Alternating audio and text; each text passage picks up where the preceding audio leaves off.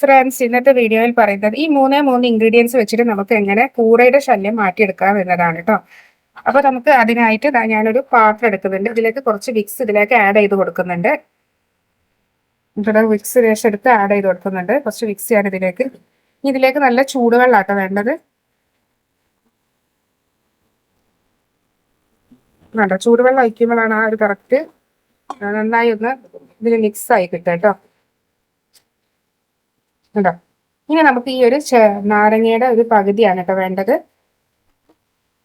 ഇപ്പൊ നാരങ്ങയുടെ ഒരു പകുതി എടുക്കുന്നുണ്ട്. ഇനി ഇതിലേക്ക് നന്നായി ഒന്ന് മിക്സ് ചെയ്ത് കൊടുക്കുക.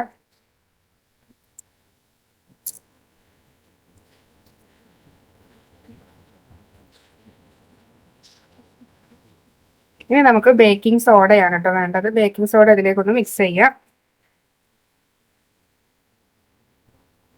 ഇത് കണ്ടത് നന്നായി ഇന്ന് പൊങ്ങി വരുന്നുണ്ട് ബേക്കിംഗ് സോഡ മിക്സ് ചെയ്യുന്ന സമയത്ത്. ബേക്കിംഗ് സോഡയും നാരങ്ങയും വേണമെങ്കിൽ നമുക്ക് ഈ ഒരു നാരങ്ങയുടെ ഈ ഒരു തൊണ്ടുണ്ടല്ലോ, അത് നമുക്ക് വേണമെങ്കിൽ ഇതിലേക്ക് ഒന്ന് ജസ്റ്റ് വെച്ച് കൊടുക്കാം. അപ്പൊ പൂറ കൂടുതലായി വരുന്ന സ്ഥലങ്ങളിൽ ഒന്നുകിൽ നമുക്ക് ഈ ഒരു സ്പ്രേ ബോട്ടിലാക്കിയിട്ട് ജസ്റ്റ് ഒന്ന് ഇതുപോലെ സ്പ്രെഡ് ചെയ്ത് കൊടുക്കുക. അല്ല, പ്രത്യേകിച്ച് എനിക്കിവിടെ കൂടുതലും അൾമാറയിലൊക്കെയാണ് പൂറയുടെ നല്ല ശല്യം ഉള്ളത്. അപ്പൊ അവിടെ കൊണ്ട് വെക്കുക.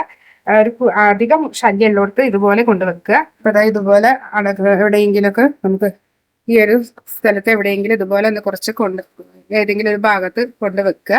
വെച്ചതിന് ശേഷം അലമാറ ക്ലോസ് ചെയ്യുക. അങ്ങനെ ക്ലോസ് ചെയ്യുകയാണെങ്കിൽ അതിൻ്റെ ഉള്ളിൽ കൂറ ഉണ്ടെങ്കിൽ തീർച്ചയായും ആ സ്മെല്ലുണ്ട്, തീർച്ചയായും കൂറയൊക്കെ ഇറങ്ങി പോയിക്കോളും. ഒരിക്കലും ക്ലോസ് ചെയ്യരുത്, ഇതുപോലെ വെച്ച് കൊടുക്കണം, എന്നാലേ കൂറൊക്കെ ഇറങ്ങി പോകാൻ കഴിയുള്ളൂ. അല്ലെങ്കിൽ കൂറ അവിടെ എവിടെയെങ്കിലും കിടന്ന് ശ്വാസം തിങ്ങി ചാവലായിരിക്കും. അപ്പൊ ഇത് കണ്ടോ, ഈ ഒരു പാത്രത്തിൽ ഒന്നുകിൽ ഇതുപോലെ സൂക്ഷിക്കുക, അല്ലെങ്കിൽ ഇതുപോലെയുള്ള ടിന്നിലാക്കി വെച്ചതിന് ശേഷം ഇതുപോലെയുള്ള ടിന്നിലേക്ക് നമുക്കിത് ഒഴിച്ചു കൊടുക്കാം. എന്നിട്ട് ഇത് തുറന്ന് വെച്ച് കൊടുത്താൽ മതി കേട്ടോ. ഞാൻ ഇതിലേക്ക് വെച്ച് വെക്കുന്നുണ്ട്. ഇതൊന്ന് ജസ്റ്റ് ഇതുപോലെ ഒന്ന് വെച്ച് കൊടുത്താൽ മതി. ഏത് ഭാഗങ്ങളിലാണ് കൂറ വരുന്നത്, കൂറക്ക് ശ്വസിക്കാൻ വിധത്തിലുള്ള ആ ഒരു ലെവലിൽ നമ്മൾ ഈ ഒരു പാത്രം വെച്ച് കൂറൊക്കെ മാത്രമല്ല പല്ലിക്കൊക്കെ ഇത് എഫക്റ്റ് ആണ്. അവിടെ വെച്ച് കൊടുക്കുകയാണെങ്കിൽ തീർച്ചയായും സൈഡിലേക്കൊന്നും കൂറ വരില്ല കേട്ടോ. ഇതൊന്ന് ട്രൈ ചെയ്ത് നോക്കാം. വീണ്ടും ടിപ്പുകളുമായി നമുക്ക് കാണാം. അതുവരേക്കും ബൈ.